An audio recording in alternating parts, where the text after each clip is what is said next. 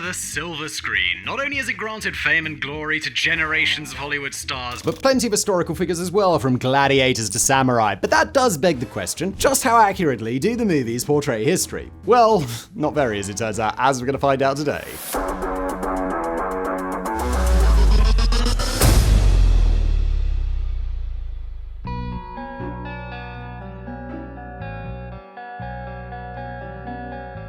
From the epic 1958 drama The Vikings to the 2010 animated fantasy How to Train Your Dragon, Vikings in cinema usually share the same wardrobe piece, the horned helmet. In fact, it goes beyond film. You can find Vikings with the iconic headgear in comic strips like Hagar the Horrible, and even on the mascot for the Minnesota Vikings NFL team. One problem though, Vikings did not wear those helmets. Of the many examples archaeologists have found, none have horns. Instead, they're rounded metal helmets with unique spectacle guards over the eyes. Even these were apparently rare, and Viking runestone drawings suggest that they primarily wore just simple caps with nose guards. It is possible that ancient Scandinavian people wore helmets with metal horns for certain rituals, but this was long before the seafaring Vikings of the Middle Ages, whose raiding and regular warfare would have made ostentatious decorations like horns impractical and, well, just downright counterproductive. However, the image was enough to inspire German Romanticism in the 19th century. The first person to put horns on a Viking wasn't a filmmaker at all, but rather Karl Emil Doppler, the costume designer for the debut production of Richard Wagner's Der Ring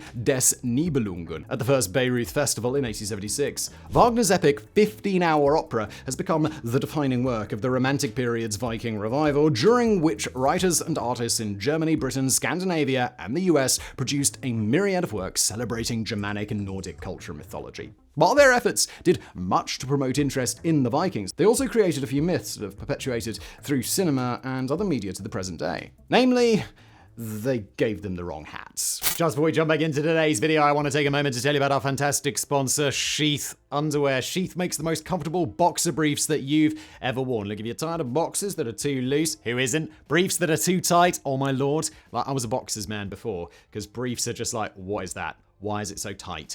Well, Sheath... No, I didn't just take these off. These were tucked behind me. They're clean. Don't worry. Sheath is absolutely the best of both worlds. I'm wearing a pair of Sheath right now, not these ones.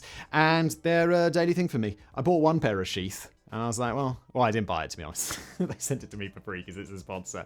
Let's be honest, fact boy.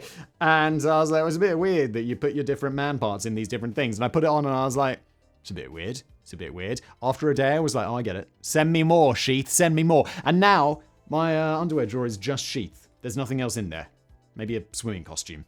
Sheath's stretchy fabric with moisture wicking tech keeps you cool and comfy no matter what you're up to. Plus, they've got those dual pouches that I mentioned that keep everything in place. That, as I said, I was skeptical at first, but it really does work wonders. But if it's not your style, sometimes I'm not feeling it, you just wear them like regular underwear. Fantastic. So here's the deal. Head on over to sheathunderwear.com and check out their new bamboo pairs. Your nether regions will thank you. And for a little extra love, use the promo code Sideprojects to snag a fantastic 20% discount on your order. That's sheathunderwear.com, promo code Sideprojects. You won't regret it. And now back to today's episode.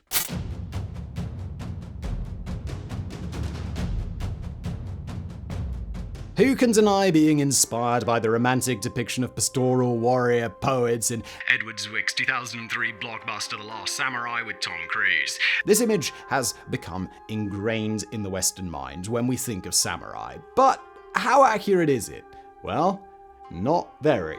Frankly, the premise of The Last Samurai, that the samurai resisted modernization in the face of westernized businessmen, is essentially the opposite of reality. By and large, the samurai were the businessmen pushing for modernization. In fact, the samurai led a revolution to modernize Japan and restore the emperor to power, while the emperor depicted in the film was opposing the samurai.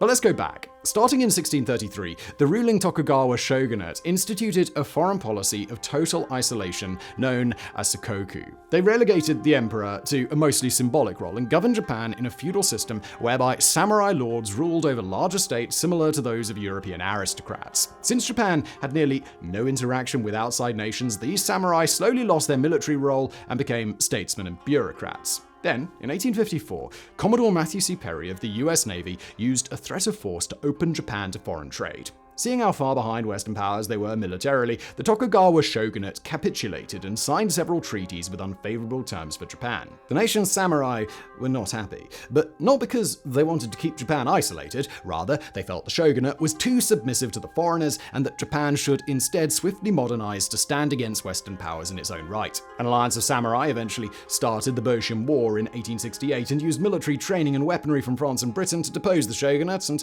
put the young Emperor Meiji into power. Now, it is true that the Meiji government began to curtail the traditional feudal power and privilege of the samurai class, and a few didn't like this. A small uprising did occur, the Satsuma Rebellion in 1877, which inspired the film. However, its leader, Saigo Takamori, was actually one of the samurai who'd originally fought to overthrow the Tokugawa shogunate in the Boshin War. He was in reality a staunch proponent of modernization and fought imperial troops with modern guns and artillery.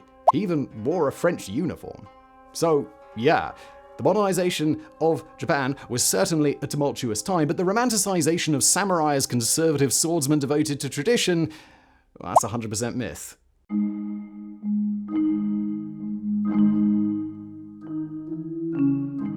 Now, this one might be a little hard for me to get through. Alright, so we know the Hollywood trope where ancient Greeks, medieval knights, and even hobbits all speak English with the modern British accent known as received pronunciation. Queen's English or BBC pronunciation, even though neither the actors nor the characters are British. While that's clearly false enough that we'll give them a pass, what we can't excuse is the myth that historically British characters spoke with this same accent. Take the film Shakespeare in Love, for example. Gwyneth Paltrow is from California. So why is she speaking with a modern British accent when no one in the period of the movie spoke that way? A hired player no longer. In fact, their accent was arguably more similar to Gwyneth Paltrow's real accent. At the earliest, received pronunciation dates back to the beginning of the 18th century, well after the period pieces in the Elizabethan era. However, it was not recognizable in its modern form until the late 19th century and didn't become dominant across the UK until the 1950s. A good example of pronunciation differences between this Queen's English and the original pronunciation of Shakespeare's day is the rhotic R. Speakers of received pronunciation basically don't pronounce the R's at the end of words, but many other dialects do. Original English pronunciation did, and since this rhotic R didn't start to disappear until the mid-18th century, that means British colonists in North America pronounced it, which is why Americans still do today. Now, before you Americans start getting too excited, that doesn't mean Shakespeare necessarily spoke like someone from Ohio. I'm from Ohio, and people always say, well, Ohio people don't have accent. American English has evolved in other ways, and original pronunciation was its own unique dialect that can still be heard today in specific productions of Shakespeare's plays at the Globe Theatre in London. They're not a perfect match. Audiences most often compare the pronunciation to the modern accent in West countries like Bristol, Cornwall, and Devon. In other words, maybe when Australian actress Cate Blanchett played Queen Elizabeth I, she should have channeled a little less Queen Elizabeth II and a little more Dorset dairy farmer.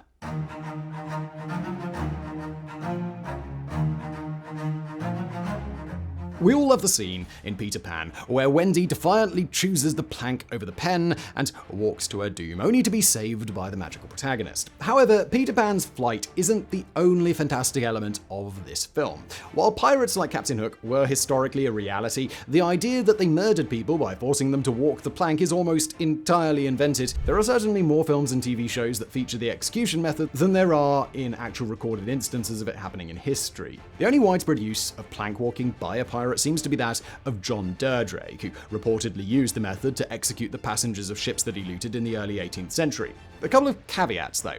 First, Durdrake, a Dane, operated in the Baltic Sea, attacking mostly Russian and Scandinavian vessels, very different from the tropical pirate archetype. Second, this is all assuming that he actually existed. Much of this tale doesn't add up historically, and many consider him, and all of the plank walking, to just be a legend. In fact, historical documents suggest that the practice was primarily used by other groups instead. The term walking the plank was first documented by scholar Francis Grouse in his Dictionary of the Vulgar Tongue. In this, he wrote that it was a method used by mutineers to dispose of their ship's officers without being guilty of murder, since the victims supposedly went over willingly. Slave traders also regularly made use of the plank. In a committee organized by the House of Commons in the late 18th century to discuss abolishing the slave trade, witnesses revealed that it was common for slavers to make their captives walk the plank if they ran out of food for them. Now, movies have done a lot to perpetrate the myth that pirates made people walk the plank. But it was likely Robert Louis Stevenson who created this myth in the first place. His 1884 novel Treasure Island mentions it in association with pirates 3 separate times. Moreover, it created much of the other tropes and stereotypes that are associated with pirates in popular culture today, like pet parrots, peg legs, and eye patches. Now, over 100 years later, the Muppets still preserve these tropes on the big screen, whether they're mythical or not.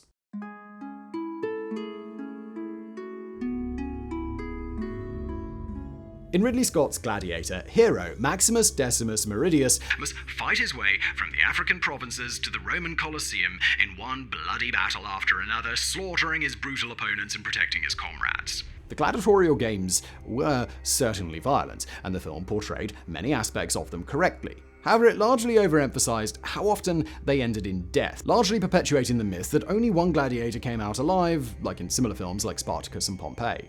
In reality, gladiator battles were not the unconstrained violence that you see on the big screen. While the earliest games during the Republican period may have merely been elaborate human sacrifices of condemned criminals, by the time of the Imperial period in 31 BC, they'd become highly regulated with specific rules and even a referee known as the Summa Rudis. The referees sometimes went so far as to pause fights so that the gladiators could rest and receive a bit of a boxing-style rubdown. What a nice guy. Originally, the rules dictated 2 types of fight, one without reprieve and one with. In fights without reprieve, the defeated gladiator was always killed, but Emperor Augustus officially banned these types of fights in the earliest days of the empire. This was an economic decision rather than a humanitarian or a moral one. Gladiators required extensive training, and, as accurately portrayed in films, often had a high social status and fame, even if they were legally slaves. They were valuable assets, and constantly killing them drove up their price, one not even the emperor could afford. A gladiator's value only increased under the Pax Romana, ushered in by Augustus.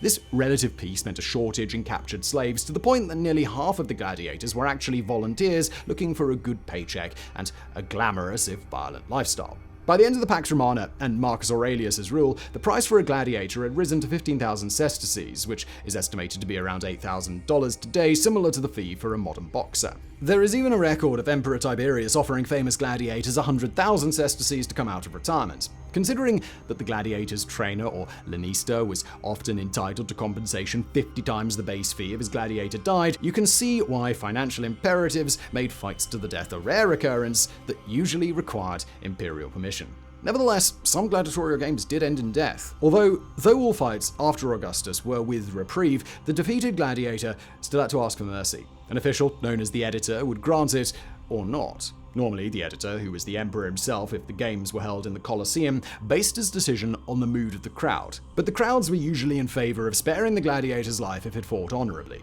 Altogether, it's estimated that just 1 in 5 defeated gladiators died. If the crowd and editor did decide the loser wasn't worthy of reprieve, they signalled as much with the polizzi verso gesture, and the winning gladiator had to kill his opponent. However, while polizzi verso does translate as to turn the thumb, historians doubt it refers to the thumbs down gesture used by Joaquin Phoenix in Gladiator, just one more myth that we owe to Ridley Scott.